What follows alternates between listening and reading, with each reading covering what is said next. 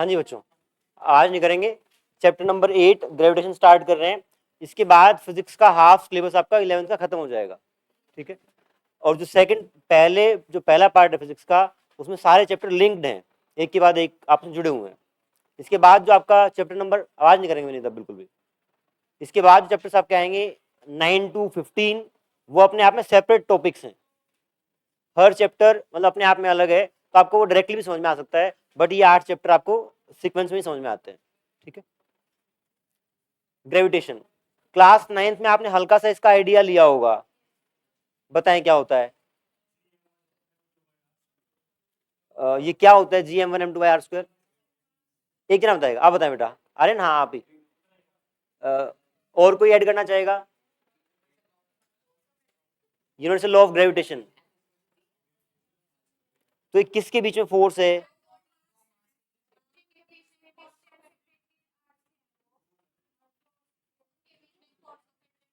ठीक है, स्नेहा गेट बंद कर लो बेटा। विनीत, बाहर भेज दूंगा। चुप बैठेगा, नहीं बता तेरे को बस मैंने। हाँ जी, बेसिकली दो, कोई भी दो मास आपस में अट्रैक्ट करते हैं, है ना, कोई भी दो मास। क्या मैं और ये अट्रैक्ट कर रहे हैं क्या एक दूसरे को? बट वो विजिबल क्यों नहीं हो रहा? हाँ जी, बताएं आप बनाए। देखो, फोर्स किन्हीं भी दो मास के बीच में लगेगा। फॉर एग्जाम्पल, ये दो पेन मेरे हाथ में रखे हैं, ये दोनों भी आपस में अट्रैक्ट कर रहे हैं, है ना। बट पहली बात तो फोर्स बहुत छोटा है, और दूसरी बात, अगर इसको ये अट्रैक्ट कर रहा है तो मेरे हाथ का फ्रिक्शन है वो एक्ट करके उसको रोक देगा, ठीक है। तो वो फोर्स बहुत बहुत बहुत कम है, इसलिए विजिबल नहीं है आपका मूवमेंट, ठीक है। तो सबसे पहले आप लिखेंगे universal law of gravitation. Universal law of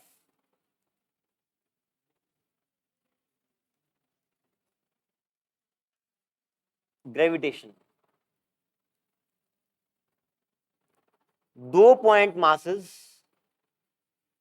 m1 और m2, जिनके बीच की दूरी r है, इन दोनों के बीच में जो फोर्स ऑफ अट्रैक्शन रहेगा F, it will be G m1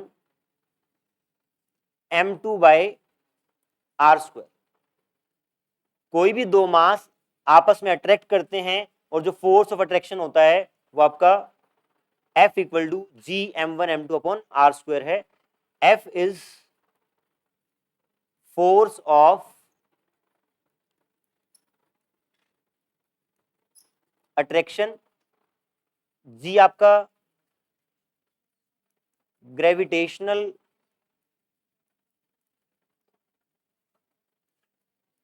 constant होता है 6.67 10⁻⁻11 SI यूनिट्स। और यहां पे m1 m2 mass of point objects, and r is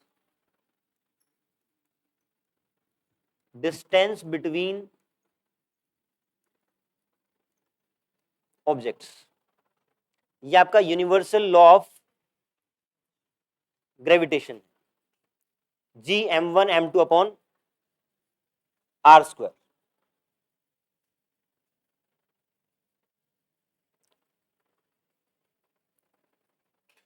लिख लें आप डेफिनेशन इसकी, यूनिवर्सल लॉ ऑफ ग्रेविटेशन की,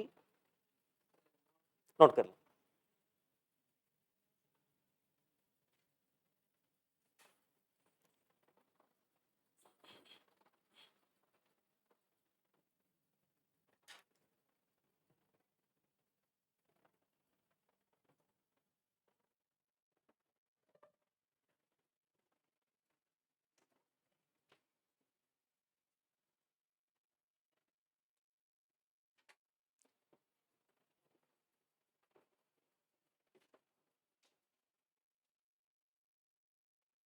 हाँ जी लिखें।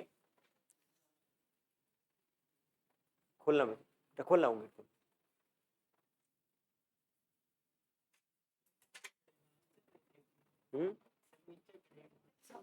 नीचे थे। खड़े हुए पढ़ेंगे सब। नहीं आप लेट तो आए हैं, ठीक है, लेट क्यों आए हैं? कहाँ से, कहाँ पे आपका मैथ का ट्यूशन? हाँ जी, सेक्टर 2 में। तो आप थोड़ा सा टाइम से हम छूट के आया करें ना, 5 मिनट पहले छूटे। और आप भाई केमिस्ट्री से मैथ पे क्या था? आइंदा इसको अवॉइड करें, आप बाद में टाइम पे क्लास में पहुंचे। आप यहाँ बताएं, नीचे तबीयत आराम हुआ? नीचे रुकने से आराम हुआ?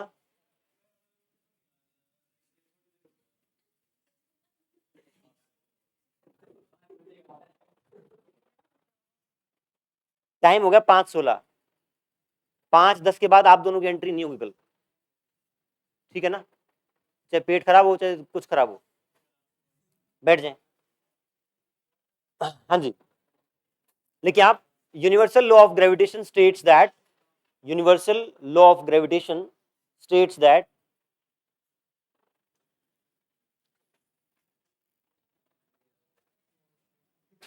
सही, ये तो बहुत बढ़िया हो गया। ऐसा भी होता है क्या? हाँ,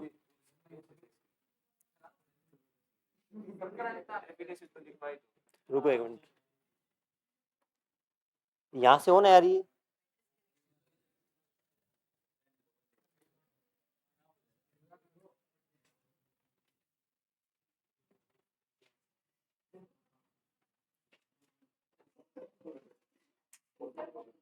हाँ जी, ना ना सर बुला रहे, खड़े हुए पढ़ेंगे।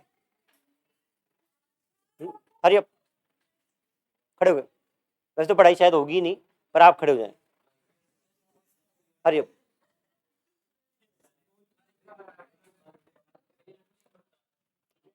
मैं सर को बुला के ला, वन सर को। बेटा खड़े हो ना, बिल्कुल भी नहीं ना, मैं नहीं पूछ रहा, खड़े हो जाए तुरंत। मैं अलाउ नहीं कर रहा हूँ, स्टैंड अप, हरी अप, तुरंत खड़े हो पड़ेंगे। नोटबुक लो, लिखोगे, बैठो। डेफिनेशन लिखें बेटा, डेफिनेशन। अरे आदित्य, क्या समस्या है? देखो, universal law of gravitation states that, देखने में लाइट गई थी। Universal law of gravitation states that force of attraction between 2 point masses, universal law of gravitation states that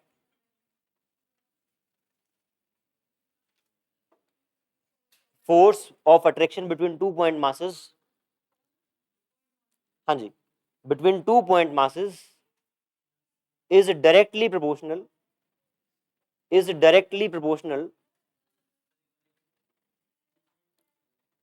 force of attraction between 2 point masses, force of attraction between 2 point masses is directly proportional to the product of 2 point masses and inversely proportional to product of 2 point masses and, अरे नलायकों, गधों, लिखो दोबारा, शुरू से बोल रहा हूं। Universal law of gravitation states that force of attraction between 2 point masses is directly proportional to product of 2 point masses and inversely proportional to the square of distance between them, ठीक है? यहां पे देखेंगे एक बार, जो आपका फोर्स ऑफ अट्रैक्शन होगा, बात सुन लो भाई सूर्यांश और बाकी सब भी, आपकी सिंगल एक बच्चे की आवाज नहीं आनी चाहिए, मैं बाहर भेज दूंगा, सीधे बता रहा हूं मैं। जिस दिन असाइनमेंट डिस्कशन उस दिन मैं थोड़ा आपको अलाउ कर सकता हूं कि आप डिस्कस करके करते रहें। क्लास में जब मैं थ्योरी पढ़ा रहा हूं तो चूं की आवाज नहीं आनी चाहिए। इन दोनों मासेस के बीच में जो फोर्स ऑफ अट्रैक्शन है उसकी डायरेक्शन क्या होगी, किसी को आइडिया है? इसके ऊपर ये तो मान लिया कि ये वाला मास इसको अट्रैक्ट कर रहा होगा, बट वो फोर्स ऑफ अट्रैक्शन जो लगेगा वो उसकी डायरेक्शन ये होगी, ये होगी या ये होगी। यहां बना रहा हूं एक बार, M1 M2 जो लाइन इनको ज्वाइन कर रही है उस लाइन के अलोंग ही आपकी फोर्स ऑफ अट्रैक्शन होगी। आप लिख लें, direction of force of attraction,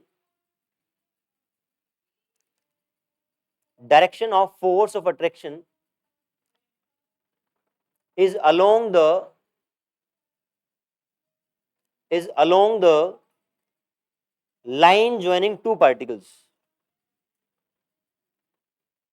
force of attraction की जो डायरेक्शन है वो दोनों पॉइंट्स को ज्वाइन करने वाली लाइन के अलोंग होगी। ठीक है, अब ये बताएं, यहां पे मैं दो टर्म लिख रहा हूं, F12 force on one due to two और force on two due to one. ये क्या है, force on one due to two और ये है आपकी force on two due to one. क्या दोनों फोर्सेस का मैग्नीट्यूड बराबर रहेगा क्या? मैग्नीट्यूड की बात कर रहा हूं, तो अगला पॉइंट आप ये नोट कर लेंगे, क्या F12 का मोड और F21 का मोड बराबर रहेगा। जितनी फोर्स से वो उसको अट्रैक्ट कर रहा होगा उतनी ही फोर्स से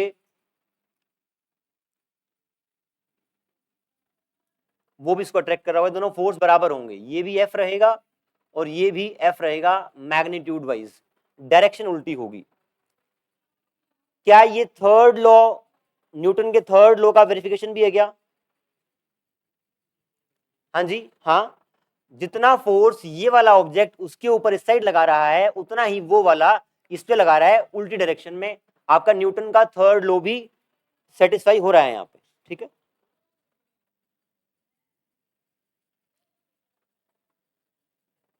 देख लिया।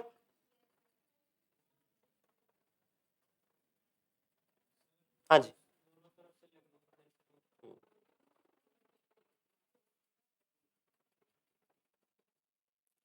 डन। एक सवाल लिखेंगे इसके ऊपर,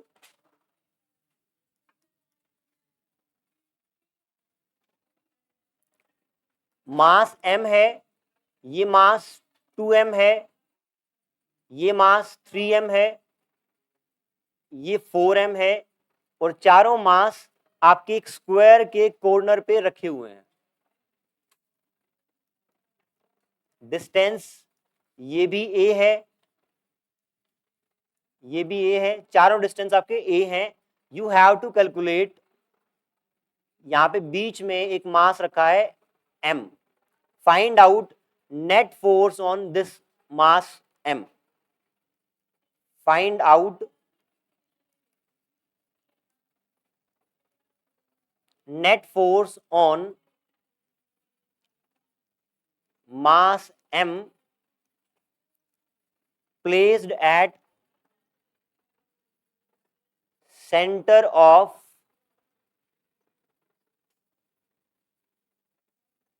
square।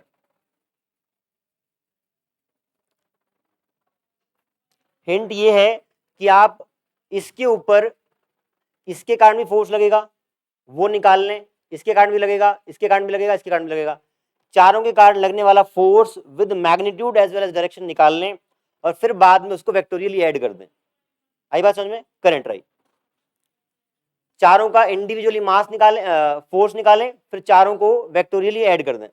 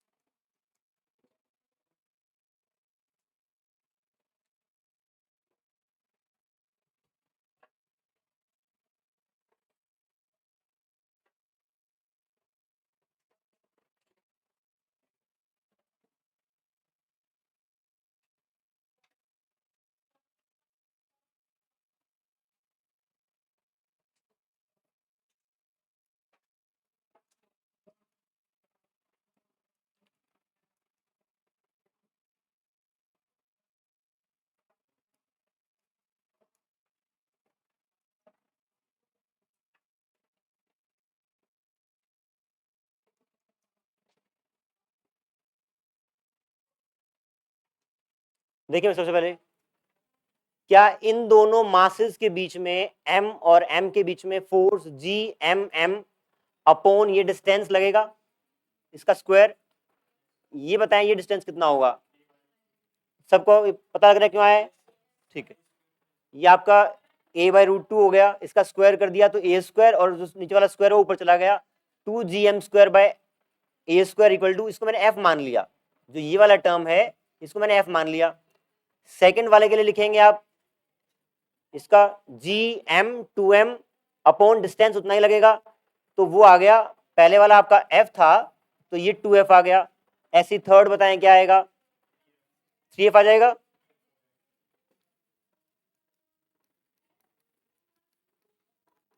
फोर एफ आ गया। इसके बाद क्या करेंगे, वेक्टर एडिशन करेंगे फोर्सेस का।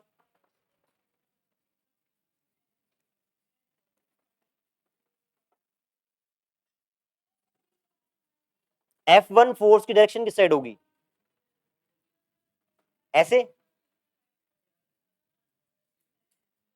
आपको इस सेंटर वाले पार्टिकल के ऊपर फोर्स की डायरेक्शन बतानी है, तो आप करें ऐसे नीचे की तरफ। देखो आप सुनो ध्यान से, मैं पूछ रहा हूं कि ये वाला जो पार्टिकल है, इस वाले पार्टिकल पर फोर्स किस साइड लगाएगा वो बतानी है।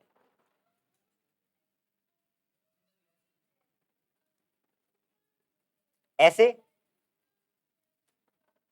हाँ जी, ठीक है भाई सबको, हाँ जी, किसी को क्लियर है ये सबको, डाउट को पूछना किसी को। देखो मेरी बात सुनो, हमें पता करना है सेंटर वाले पार्टिकल पर नेट फोर्स कितना लगा। We are not concern about other particles, उनको हमने होल्ड करके रख रखा है कैसे न कैसे, ठीक है, फ्री नहीं छोड़ रखा, कोई तो पकड़ रखा है किसी ने। तो सेंटर वाले पे वो वाला पार्टिकल इस साइड फोर्स लगाएगा, ये वाला पार्टिकल इसके ऊपर फोर्स किस साइड लगाएगा, कितना,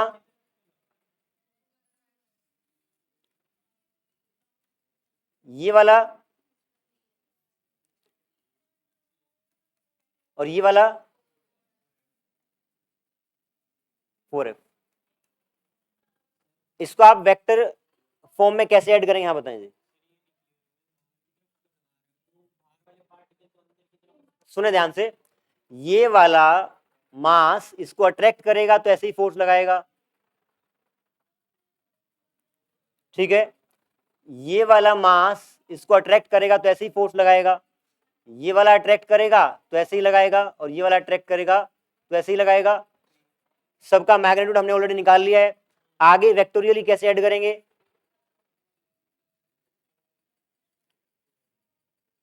क्या ये चारों म्यूचुअली परपेंडिकुलर हैं, परपेंडिकुलर सब 90 डिग्री सब जगह बनेगा, कैसे ऐड करेंगे वेक्टोरियली बताएं। चलो एक सवाल पूछता हूं आपसे, अगर दो वेक्टर्स अपोजिट डायरेक्शंस में हैं तो उनका नेट कैसे करते हैं, अगर अपोजिट है तो सब्ट्रैक्ट करते हैं। इस साइड 4 न्यूटन फोर्स लगी, इस साइड 1 लगी, तो इस साइड आपकी नेट 3 लगेगी। तो अगर मैं पहले इसको और इसको ऐड करूं तो नीचे की तरफ 2f हो जाएगी, सिमिलरली इसको और इसको ऐड करूं तो नीचे की तरफ 2f हो जाएगी। यहां पे एक फोर्स 2f ऐसे आ गई, एक फोर्स 2f ऐसे आ गई, ठीक है। इसके बाद आपको इन दोनों का नेट निकालना है। इन दोनों का नेट निकालने के लिए आप दोनों के बीच का एंगल कितना है, 90 डिग्री। अब आप लगाएंगे फॉर्मूला, दो वेक्टर्स ए और बी को ऐड करने का फॉर्मूला होता है r equal to a² + b² + 2ab cos theta का अंडर रूट। लगाएं और बताएं कितना आंसर आएगा f के फॉर्म में। अगर दो वेक्टर्स हैं आपके पास, वेक्टर a वेक्टर b, इन दोनों को ऐड करके जो रिजल्टेंट मैग्नीट्यूड आएगा वेक्टर का r, उसका फॉर्मूला होता है, एक मिनट रुक जा बता रहा हूं, r इज इक्वल टू, एक minute, a² + b² + 2ab cos theta. हाँ जी बताएं बेटा।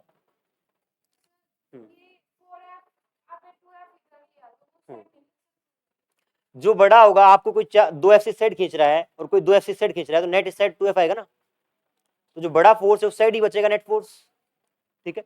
सिमिलरली यहाँ भी 2F बचेगा। अब आप ये फॉर्मूला लगा के बताएं कितना आएगा answer. 2F 2√2 into F is F net. F की वैल्यू आप पुट कर देंगे, F आपने निकाल रखा है, तो ये हो जाएगा, यहां पुट करने के बाद F net comes out to be 4√2 GM²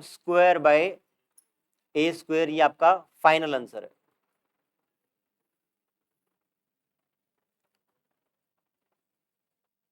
ठीक है,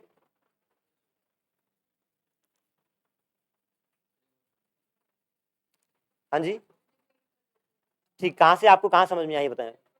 हाँ जी, यहां से यहां तक आ गया 2F।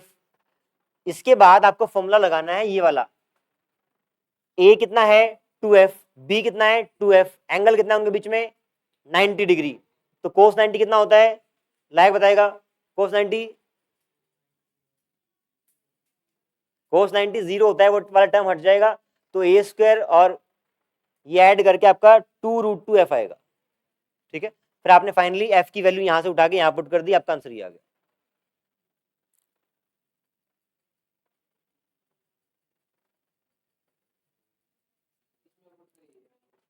ये वैल्यू आपने जो नेट आया F, यहां पे आपने F निकाल रखा है, ये F रहा, ये आपने F यहां पुट किए, F निकाल रखा है ना, उन्हीं को तो आपने F 2F 3F बोला है, F यहां पे निकल के आ गया, F की वैल्यू पुट कर दी।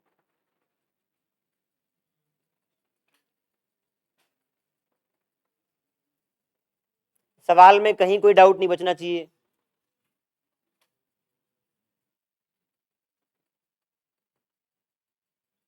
आर्यन पूछना है कुछ, आगे बढ़े। हाँ जी, कहाँ पे, कौन सी वाली में। मैंने इसको F मान लिया, इसको मैंने पूरे को F मान लिया, वापस बाद में F की वैल्यू पुट कर दूंगा। इसको F माना तो इसकी वो 2 गुना आ गया, वो 2F हो गया, वो 3F हो गया, 4F हो गया। डन। एक सवाल और करेंगे ऐसा।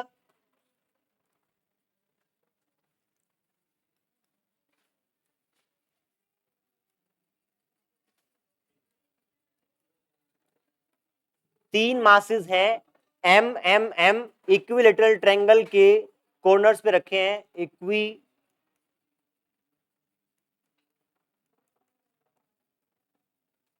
तीनों का मास M है, तीनों साइड आपकी A है। You have to calculate net force on highlighted particle, find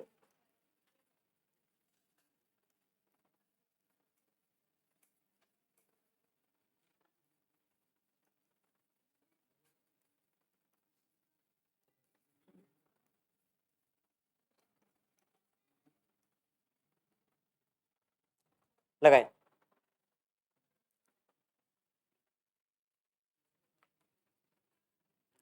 पहले इंडिविजुअल मासेस का फोर्स निकालेंगे, फिर वेक्टोरली ऐड करेंगे।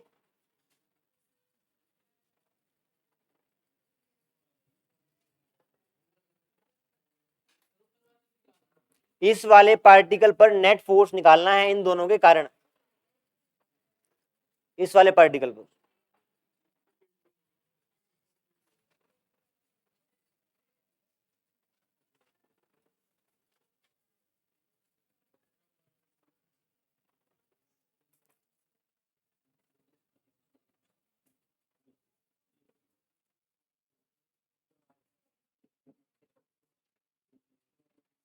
हाँ जी बेटा, F√2 चेक करते हैं, चेक करते हैं। नहीं, F का आप F की वैल्यू पुट करें, जो भी आपका F है, F की वैल्यू पुट करें।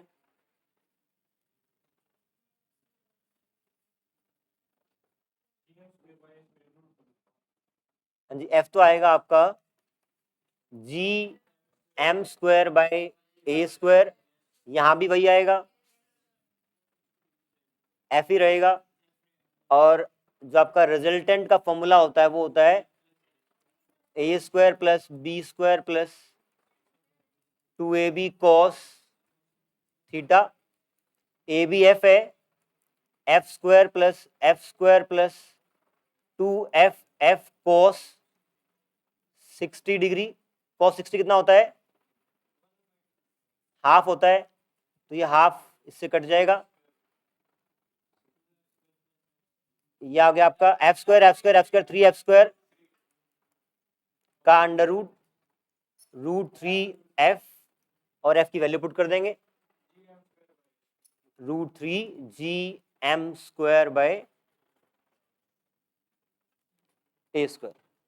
ये आपका नेट फोर्स आ गया है उस ऊपर वाले पार्टिकल पर, एफ नेट।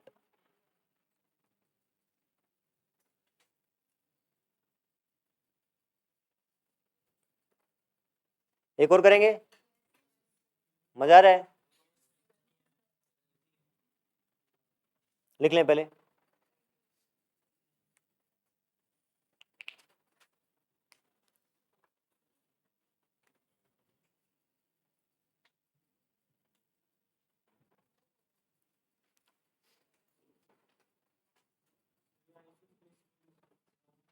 कहीं भी कर सकते हैं यार, बेसिक फॉर्मूला लगाओ और मस्त हो जाओ।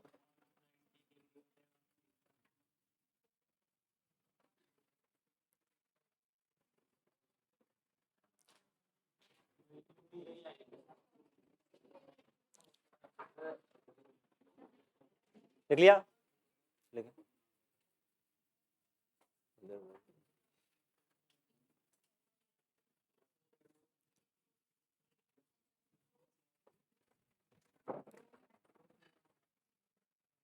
जिससे पूछूंगा उसी को बताना है।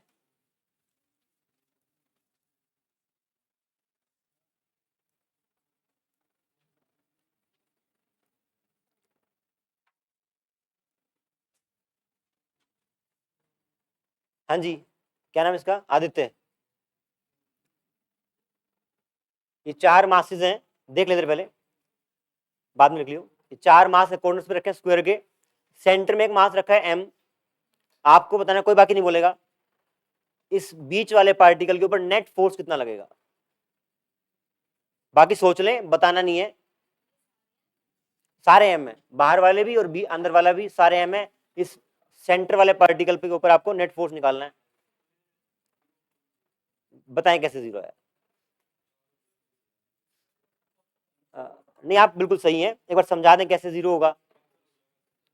यहां भी फोर्स F लगेगा, वेरी गुड, यहां भी F लगेगा, यहां भी F और यहां भी F, तो सारे कैंसिल होंगे, F net will be zero. एक और सवाल लिखेंगे। एक आपका मास m है और एक मास है 81 m। हाँ जी, ये मास m है, ये 81 m है। आपको इन दोनों के बीच में कोई पॉइंट ढूंढना है, यहां से मतलब इनके बीच में, यहां कहीं लाई करेगा। लेट्स से एट अ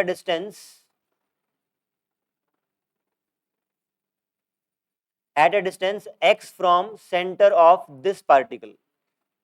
यहां पे कोई पॉइंट लाई करेगा जहां पर मैं अगर किसी m मास को प्लेस करूं तो उसके ऊपर नेट फोर्स जीरो आएगा। दोबारा बोल रहा हूं, क्या? 2 मासेस हैं m और एक 81 m, इन दोनों के बीच में कहीं पे एक पॉइंट लाई करेगा जहां पर नेट ग्रेविटेशनल फोर्स जीरो होगा।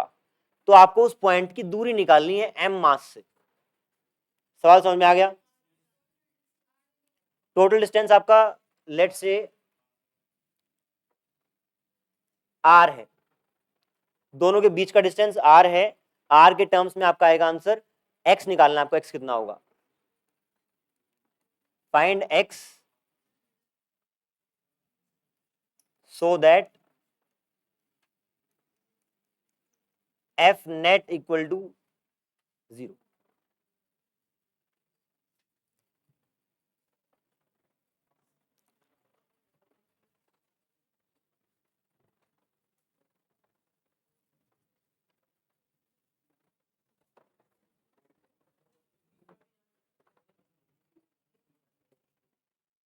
हाँ, बीच में भी m है, ये m है, ये 81 m है। हाँ सेम है, m m है।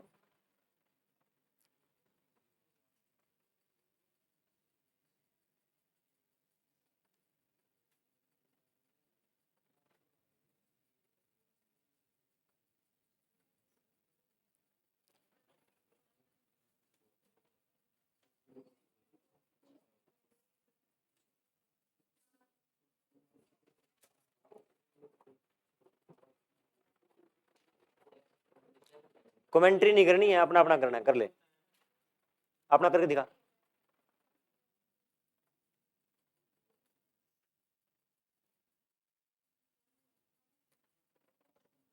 देखिए मैं ये वाला पार्टिकल हिंट दे रहा हूं, ये वाला पार्टिकल इसको इस साइड अट्रैक्ट करेगा और वो वाला पार्टिकल उस साइड, तो दोनों का अट्रैक्शन बराबर होना चाहिए, तभी इस पे नेट फोर्स 0 आएगा। तो आप फॉर्मूला बनाएं और निकालें।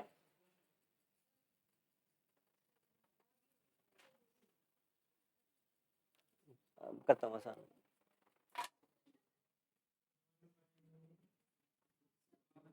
इसको आप बोल दें F1, इसको बोल दें F2। F1 क्या हो जाएगा, G बाय एक्स स्क्वायर, और आपका F2 है वो हो जाएगा G 81,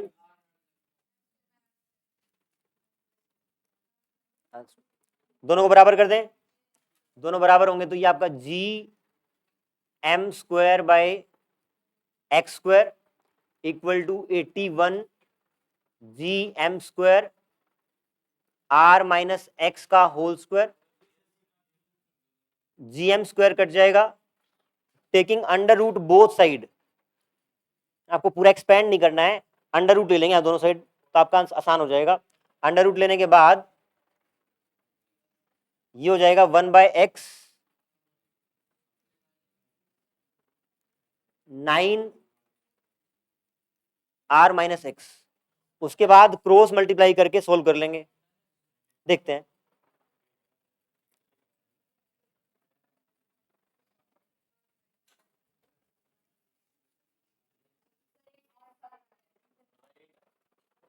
क्रॉस मल्टीप्लाई करके हो जाएगा R minus X 10x R, x comes out to be R by, यहां से R बाय 10 डिस्टेंस पे नेट फोर्स 0 हो जाएगा। आसान है। आप ये बताएं अब, क्या इन दोनों, सुनेंगे ध्यान से, इंपॉर्टेंट है ये भी, इन दोनों मासेस के इधर मैं किसी पॉइंट को रख दूं, किसी भी मास का, उसके ऊपर नेट फोर्स 0 हो सकती है क्या? जैसे आपने क्या किया, दो मास गिवन थे, इनके बीच में कहीं तो एक मास m रखा, वहां पे एक नेट फोर्स आ गया एक पर्टिकुलर लोकेशन पे, हर लोकेशन पे नहीं होगा, यहाँ पे पर्टिकुलर जहाँ पे R/10 आया वहीं पे 0 होगा।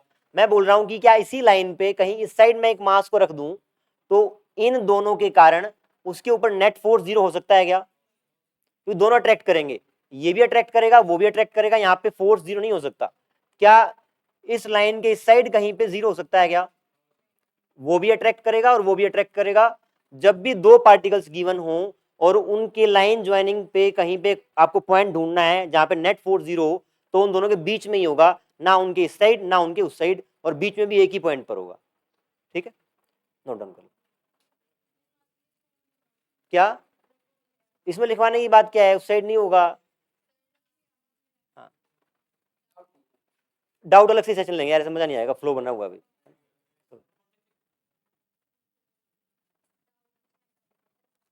हाँ जी, इसमें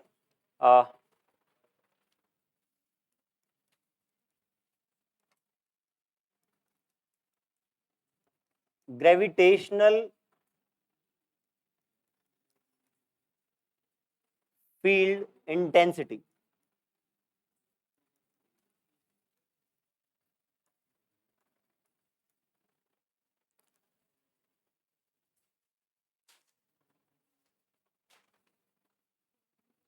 ये m मास है, यहां से r दूरी पर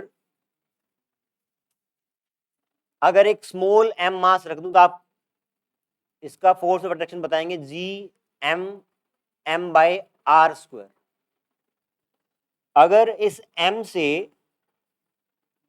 r दूरी पर जो मास रखा है वो यदि 1 kg का हो तो फोर्स कितना हो जाएगा, G m by R square. Gravitational field intensity, जिसको हम I से डिनोट करते हैं, इज डिफाइंड एज, पहले आप लिख लें, ग्रेविटेशनल फील्ड इंटेंसिटी आई, इसका सिंबल आई है, gravitational field intensity I is defined as gravitational force experienced by a unit mass. Gravitational field intensity is gravitational force experienced by a unit mass. एक unit mass माने 1 kg के द्वारा experience किया जाने वाला force आपका gravitational field intensity कहलाता है। अगर इस पॉइंट पर मैं ग्रेविटेशनल फोर्स पूछूं तो ये आ गया Gm/m/r²। अगर यहां पर 1 kg का मास रखा हुआ हो तो उसके ऊपर फोर्स बन जाएगा Gm × 1 मैंने यहां पर लिखा ही नहीं, Gm/r², तो इसको बोलते हैं ग्रेविटेशनल फील्ड इंटेंसिटी। 1 kg के मास के द्वारा एक्सपीरियंस किया जाने वाला फोर्स ग्रेविटेशनल फील्ड इंटेंसिटी होता है।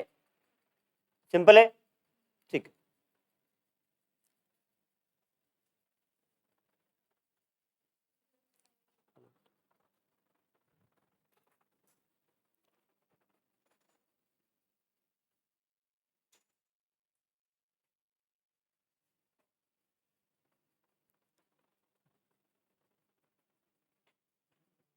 हाँ जी, डन।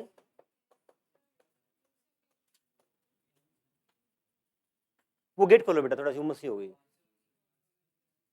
किसने कर दिया? नो कर, नो कर, तू कर दे, मैं नो कर दे। लाइट यहाँ पे इफेक्ट करेगा, लाइट विंडो नहीं।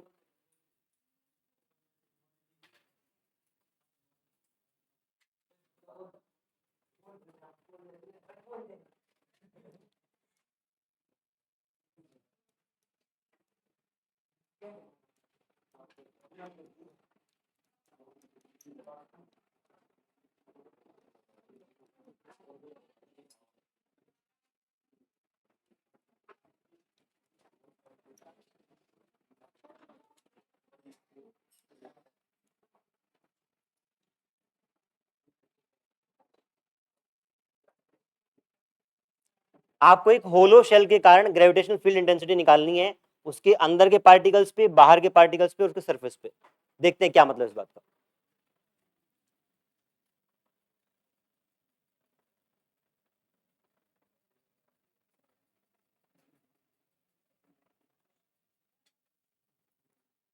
ये आपका एक होलो शेल है ना, सॉलिड स्फीयर नहीं, होलो शेल आपका।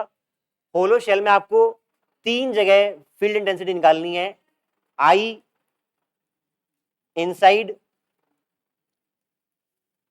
आई at surface and I outside.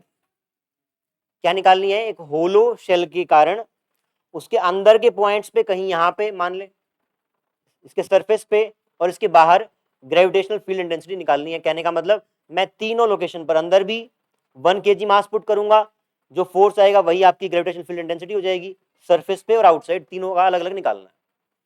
इससे पहले आप ये बताएं, क्या एक स्फीयर को, होलो शेल को मैं रिंग से बना हुआ मान सकता हूं? ये ऐसा डायग्राम इक्विवेलेंट हो सकता है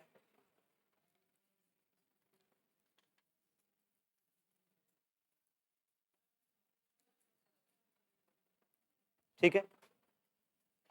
ये इसका सेंटर है, मान लें यहां पर रखे मास, सारा मास सरफेस पे है, अंदर कोई नहीं है। आपने बाहर से मान लें यहाँ पे 1 kg मास रखा और आप चाहते हैं कि इसके ऊपर फोर्स कितना होगा वो निकालना चाहते हैं। तो आप ये बताएं, कुल मिला के मैं इस स्फीयर को रिंग से बना हुआ मान रहा हूं। अगर कोई एक रिंग यहाँ पे जो है, ये यहाँ जो रिंग है, इसके कारण इस पॉइंट पे जो 1 kg मास रखा है, आप मुझे सिर्फ ये बता सकते हैं क्या इस रिंग के कारण जो मास इसके ऊपर डिस्ट्रीब्यूटेड है, इस 1 kg के ऊपर जो ग्रेविटेशन फोर्स लगेगा उसकी डायरेक्शन क्या होगी? एक ऐसे रिंग है, उसके सेंटर के सामने यहाँ पे एक पॉइंट रखा है 1 kg का मास, उसके ऊपर आपको इस रिंग के कारण लगने वाले अट्रैक्टिव फोर्स की डायरेक्शन बतानी है बस। दोबारा बता रहा हूं, एक रिंग है, एक रिंग के कारण उसके सेंटर के सामने एक पॉइंट रखा है, उस रिंग के मास के कारण उसके ऊपर जो अट्रैक्टिव फोर्स लगेगी उसकी डायरेक्शन बतानी है आपको। इस साइड अट्रैक्टिव फोर्स साइड होती है, इस साइड सेंटर में ऐसे, कैसे आइडिया लगा? एक रिंग के कारण आपकी डेफिनेटली आंसर यही आएगा कि इस साइड फोर्स लगेगा, बट कैसे आया ये बता दें। देखिए आप, देखिए आप, यहां पे मैंने एक, इस रिंग को भी मैंने मासेस में डिवाइड कर लिया, एक मास यहां पे लिया और एक मास यहां पे लिया।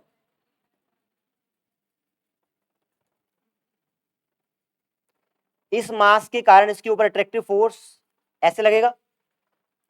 क्या किया है मैंने, मैं इस पूरे रिंग के कारण यहां पे फोर्स ऑफ अट्रैक्शन देखना चाहता हूं। रिंग को भी मैंने मासेस में ब्रेक कर लिया, यहां पे ये मास लिया उसके कारण फोर्स ऐसे लग रहा है, यहां पे जो लिया उसके कारण ऐसे लग रहा है। ये दोनों मासेस सिमेट्री पे हैं, अपोजिट एंड्स पे हैं रिंग के, तो इसका फोर्स ऐसे, इसका फोर्स ऐसे। जब इनका रिजल्टेंट निकालूंगा तो क्या ऐसे ही आएगा? हाँ जी। सिमिलरली मैं अगर किन्हीं दो अगला पॉइंट लूं, इसका इस साइड और इसका इस साइड, आप उस रिंग पे इमेजिन करें कोन बन रहा है, कोन के ऊपर जो सारे फोर्स लगेंगे उनका वेक्टर का कंपोनेंट तोड़ने के बाद नेट फोर्स रिंग के सेंटर की तरफ ही बचेगा। ठीक है, तो इस रिंग के कारण इसके ऊपर फोर्स ऐसे लगेगा।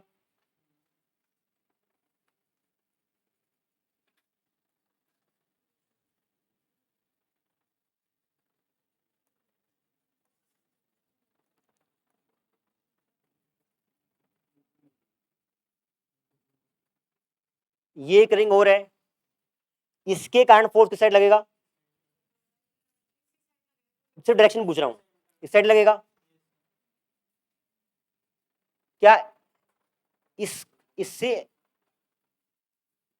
इस पॉइंट से इस साइड लाई करने वाले सारे रिंग्स का फोर्स ऑफ अट्रैक्शन ऐसे ही रहेगा और इसके उस साइड लाई करने वाला उस साइड रहेगा। ठीक है, अब ये बताएं, ये वाले रिंग्स हैं तो कम, जो इसके इस साइड है वो रिंग्स कम है और इसके इस साइड है वो ज्यादा है, बट ये वाले रिंग्स क्लोज हैं। अगर कोई मास क्लोज होगा तो उसका फोर्स बड़ा होगा, है ना? ये वाले रिंग्स कम हैं लेकिन उनका फोर्स बड़ा है, ये वाले रिंग्स ज्यादा हैं पर उनका फोर्स कम है। तो नेट फोर्स आपका इस पॉइंट पर इस साइड और इस साइड जो लग रहा है वो कैंसिल हो जाएगा। F net will be 0। दोबारा बता देता हूं, आप देखें, ये पॉइंट है, ऐसे बहुत सारे रिंग थे उनके कारण, सबके कारण फोर्स ऐसे बना था। यहां पे रिंग्स नंबर में ज्यादा हैं क्योंकि स्पेस ज्यादा अवेलेबल है, लेकिन उनकी दूरी ज्यादा है। अगर दूरी ज्यादा होगी तो फोर्स कम होगा। कैसे? जैसे आपने निकाला F इज इक्वल्स टू, हाँ, 1/r² होता है, तो r छोटा होगा तो फोर्स बड़ा होगा, है ना? तो उस साइड वाले रिंग कम है लेकिन उनका फोर्स बड़ा है, इस साइड वाले रिंग ज्यादा है पर डिस्टेंस कम है तो फोर्स कम है, डिस्टेंस ज्यादा है तो फोर्स कम है। आपका कंपनसेट हो गया, नेट फोर्स 0 आ जाएगा। ठीक है, कंक्लूड तो करने दिया कर। लिखे आप point, net force, net force और net gravitational field intensity, gravitational field intensity inside a hollow shell, inside a hollow shell is 0।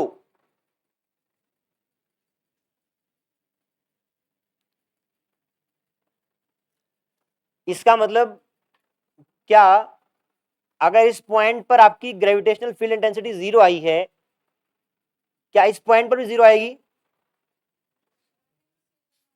आपका सिमेट्रिक है ना, अगर जब इस पॉइंट पर निकालना है तो आप ऐसे रिंग्स को ऐसे ब्रेक कर लेंगे।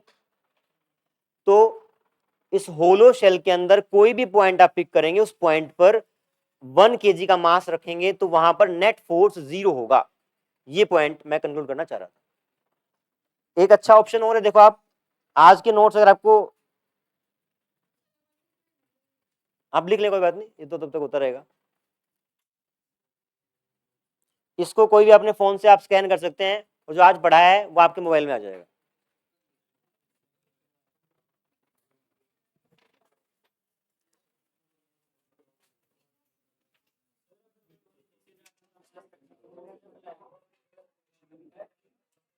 आ गया तनिष? आ गया?